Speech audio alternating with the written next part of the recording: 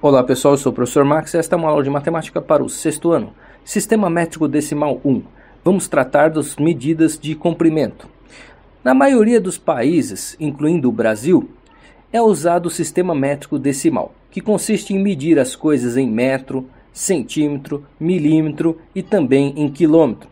O quilômetro normalmente é usado para coisas grandes, por exemplo, a distância entre duas cidades, a distância que um carro percorre, a distância que um avião percorre. São coisas grandes. E também utilizamos o metro, que é para coisas não tão grandes assim, por exemplo, um prédio. Nenhum prédio até hoje chegou a 1 quilômetro, ainda bem, imagina um prédio de 1 quilômetro, seria muito grande. Temos também as medidas de uma casa, são medidas em metro, as distâncias entre os cômodos na casa e assim por diante. O centímetro é usado para as coisas menores, as coisas que podemos medir com a régua. A régua traz as medidas em centímetros, então as coisas que podemos medir com a régua estão em centímetros. O milímetro é usado para coisas pequenas, como o tamanho de uma formiga, a espessura de uma moeda, ou coisas mais técnicas, por exemplo, parafusos e algumas ferramentas, ok?